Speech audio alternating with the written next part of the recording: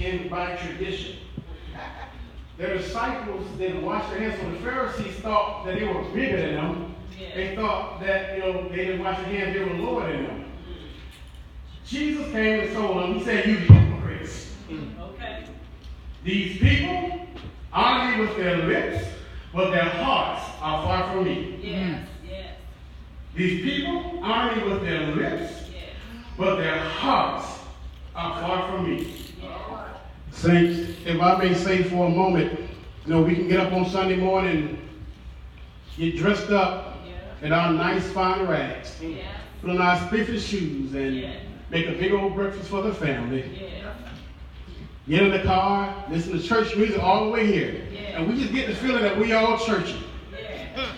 And you get to church, and you walk right past your brother and sister without saying nothing to them. That's right. Come on now. People, get ready because there's a train coming. Yeah. Or you look down on someone that may not have all that you have. Instead of having compassion for them. Or you talk about somebody that sinned differently than you sinned. But let me tell you that the same God that saves you can save them too. The same blood that was shed on the cross to wash your sins away can wash theirs away too. The same God that reached down from heaven to save you and your perfect self can save them too. Saints, where is the love? People, get ready because there's a train coming. If Tina Turner were here today and she'd ask me, "Brother Jerry, what does love got to do with it?" I look back and say, "Yeah, man, let me tell you what love got to do with it." Love woke you up this morning. Love starts you on your way. Love made a way out of no way. Love can make you smile when the world around you is crumbling down. That's what love can do. But, people may say, "Well, Brother Jerry, I love people, but people still hate." That's right. I love people, but people just still hate on me. But I want to let you know I have some experience in the hate also. As a black man born in this country, I was hated as a baby. I was talked about as a child. I was feared as a teenager, and I was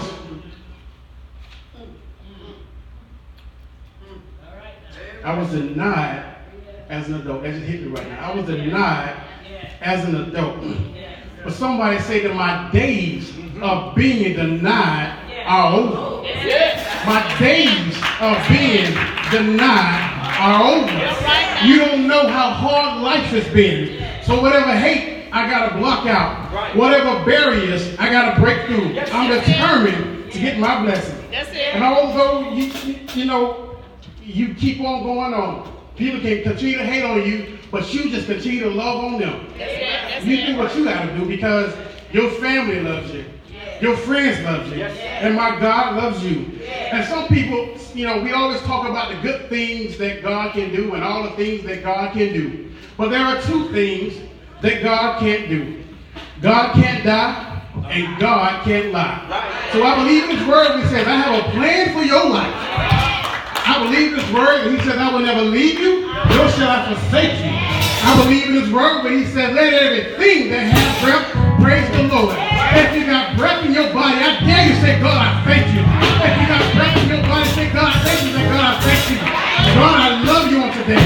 Oh, I dare you to think back how God has kept you. I dare you to think back how God has kept your children. I dare you to think back how they could have been you when it got you. I dare you to think back how God got you that job. I dare you to think back how God got you that promotion. I dare you to think back how God has kept you through days of seeing up. I dare you right now to give God some praise and praise back. Give it to Him, say. Give it to Him. When the praises go up, give God some glory and praise today. Give it to Him.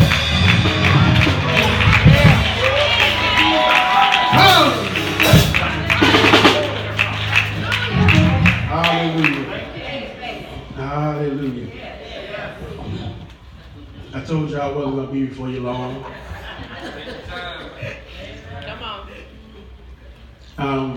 But I want to make a couple of remarks on today. want to let the world know that I confessed the name of Jesus at the age of 17. And 21 years later, I stand before you today still confessing that Jesus Christ is Lord. There has been some good times in my life and not so good times. But through it all, Jesus is the best thing that has ever happened to me.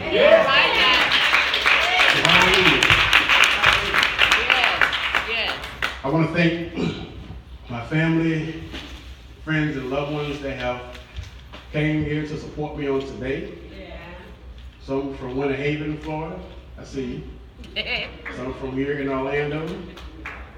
And a surprise, my best friend, Pastor Johnny L. Terrell, all the way from Brooklyn, New York, that came down on today to be here. And I appreciate that so much. I didn't even know he was coming until I saw him walk in this morning. Amen.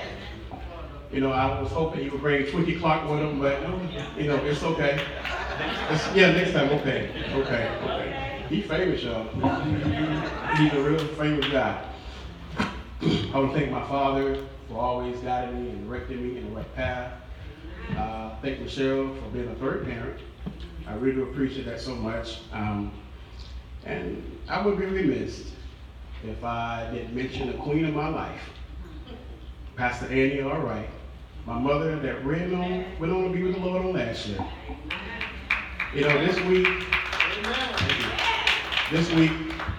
and last week, you know, was a little difficult because I was saying, man, I just wish she was here to experience this moment once a day. And it was crazy because one of my patients at the hospital walked in wearing the same perfume she wore. I had to step away from the desk for a moment, but it's okay. It's okay. That means that I love that woman. That's all that means, and I thank God for it. You know, at the age of 16, at the age of 16, I was a musician, and I was in the marching band, the jazz band, the concert band, everything you could think of. I was in the band, and I just loved music. And then my mother had an accident, and she was unable to go to work. And so I had a choice to either continue the marching band after school or go and get a job. And that's when I experienced what true love really is. Love can make you get out of yourself, put yourself aside, and do for others. That's right. And that's what true love is. That's what Jesus exemplified in the Bible when he was nailed to the cross. And anyway, I was 16, so I chose to go to work, you know, and bring some money into the house. I couldn't pay the mortgage, but I was able to pay the light bill, the water bill, and have some money to buy my school lunch and my school clothes and stuff like that. I wasn't able to go to the prom, but it was okay because now I understand. Amen. That was something that I could never replace. That was an experience that I could never give up for anything in the world. And I called Tyler up here because I see so much of myself in this young man right here. He has been faithful to the church. He's been faithful in school. And he didn't have to, but he went on to work also. And he works also, y'all. So I just wanted to encourage you to keep on going. And it's not $1 million, but I wanted you to put something in your pocket.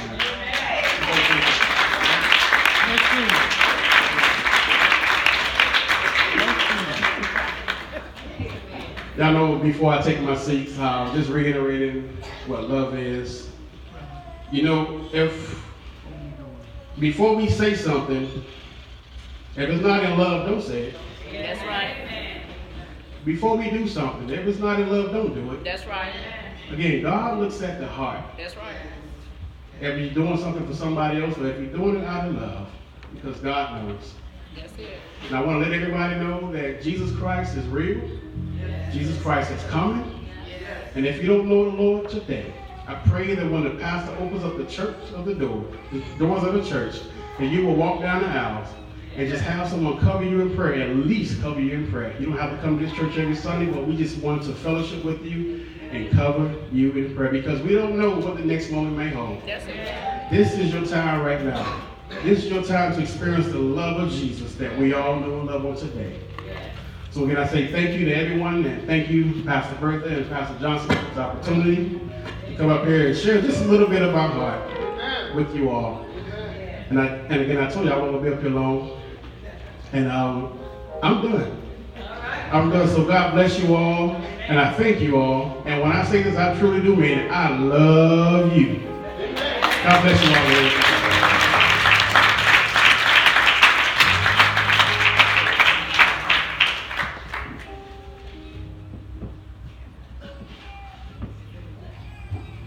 Did you enjoy the word today?